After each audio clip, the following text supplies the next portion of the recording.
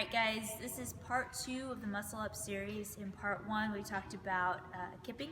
So this time we're going to talk about the transition. So in the transition I'm going to go over the strict and the kipping muscle up separately. So first I want to address the strict. So the thing with the strict muscle up, again it's all about strength. So it's about where you pull the rings to, and then through the transition what the body looks like. So one of the big things when you are transitioning through a strict muscle up, don't think about pulling yourself through the rings, but pulling yourself over the top of the rings.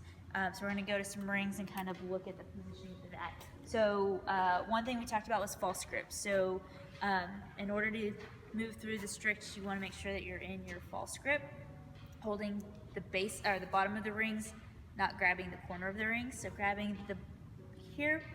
And then as you're doing your strict muscle up, your goal, or you want to think about pulling the rings below the chest. Okay, so you want to try to get as much range of motion through. So your goal may not happen, but think about pulling the top of the rings below the chest. Okay, this is going to allow for more leverage over the rings.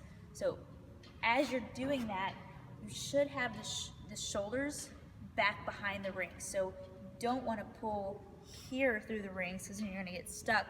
You want to be pulling with your shoulders back, so almost like a ring rope, right?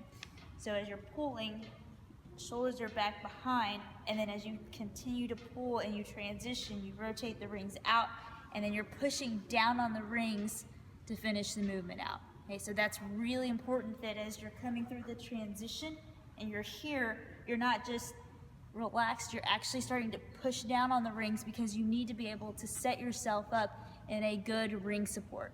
Okay, so in the ring support, one thing that you need to focus on is making sure that the wrist here is directly underneath the elbow. So if you find that you're catching, whether it's strict or kipping, that your rings your wrists are laying flat, or that your wrists are in flexion, then you want to make sure that as you're transitioning, you're pushing down on the rings. That's going to set you up higher and in a stronger supportive position to then lock out of that ring dip. Okay? So that is the transition for the strict muscle up. Okay? Next we're going to talk about the transition for kipping. So very different, because obviously you're adding momentum and hip drive, hip power.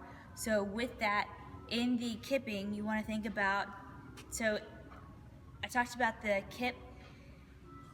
If you have a really good hip to rings, then the transition for the muscle up, for the kipping muscle up, should actually be pretty easy. That shouldn't even be a major component. Really what it comes down to is the hip to rings, and why a lot of people miss their muscle up is because they are pulling too early. And so when people pull too early, it's kind of like when you're doing a snatch or a clean. If you start to bend your elbows before you hit extension, then it's going to kill your power. It's the same thing with the muscle up. If you start to transition too early, what you're doing is your goal is to drive your hips to the rings, and if you're trying to transition too early before your hips get there, okay, you're trying to get momentum moving upward to get you into your transition, versus if you are pulling too early, it's doing the opposite. If you pull too early, your hips are going to drop, gravity is going to pull you down, and that's going to pull you in the opposite direction that you're trying to move. Okay, so with that kip, you want to ride out as long as you can, and then as you transition, you want to think about, same thing with the strict, you want to throw your shoulders over the top of the rings. You're not trying to shoot through the middle, you're trying to throw your shoulders over the top of the rings, and as you transition, you're still continuing. You've got to finish the pull. So with both movements, in the strict and the kipping, you've got to finish the pull. It's not just, oh, I'm here and I'm done. You've got to continue to either pull through your chest, pull around to the side to get you in the ring dip, or if you're going kipping, you're pulling the rings all the way to your hips, and then as you transition, you have to pull your rings into your hips so that you hit the base of that position. And then from there, it should set you up in a pretty good ring dip that's going to allow you to move out of that easier. So the biggest thing is on the kipping is that if you've done the work for the hip to rings, being patient on the hip to rings and not trying to transition too early, but being patient, allowing yourself to get there, and then as you transition and throw your shoulders over the top, again, not through the rings, over the top of the rings, you should be good to go on the transition for the muscle up.